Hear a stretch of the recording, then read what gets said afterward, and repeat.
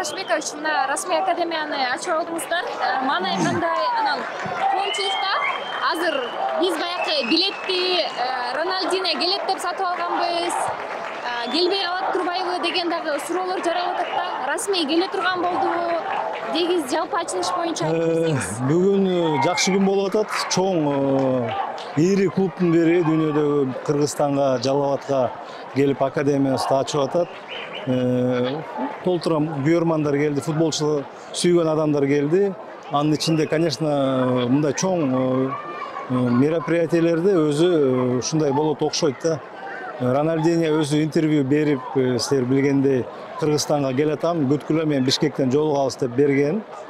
Андан зарубежный прессадан мен өзүм окудум. Зарубежный прессалардын что үйүнөн полиция келип, паспортун алып кетип калыпты. Эмне болгонун мен билбейм анычы, бирок ал менен биз келишим түзүп, Барса легенданын контрагы менен келиш керек эле бизге, бирок ушундай болуп калды. Биз дагы аябай өзүбүздү жаман себептегенде мен Рональдинодан абдан өзүм мен эң жакшы көргөн футболчум келбей калды. Өзүм сүйлөшүп аттым эле напрямую, бирок азыр связь жок болуп калды. эртеңки чейин балким бүтсөк келип калабы? Балким. Надежда умирает последней деген бар го. Но пока на связь не выходил. Я был на связи с его братом Роберто деген. Анан азыр что-то бүгүндөн баштап чыкпай атат связьга. До этого өзү интервью берип Кыргызстанга келетам деген да. Бирок только вот информация ушу чет өлкөлүк масс-медианы мен билип атам, что домой пришла полиция, там пишут газеты, и забрала паспорт. Как, что, я не могу сказать. Конечно, очень жаль. Бул жерден расмий маалымат деп азаттыкка беришиптир да, Рональдино келбей турган болду депчи.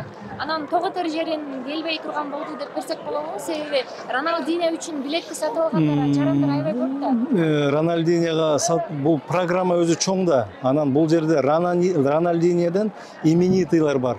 Ривальдо бар, чемпион мира. Пуйоль, 10 лет чемпион мира. Он титулованнее, чем Рональдино. Савиола, Жули, Гойкоче, бул айта берсе көп. Булар ошондой эле, конечно, Рональдино бул өзүнчө таланттуу футболчу, бирок анын келбей калганына менин дагы күнөөм жок да. Эч кимдин күнөөсү бул жерде жок. Кандай болуп калганын кээ бир кезде ушундай нерселер боло берет да. Ага эми сатып алуудан келбей калды деп, менден независящий обстоятельства болуп калды да. Биз вообще эчтеке кыла албайбыз бул жерден.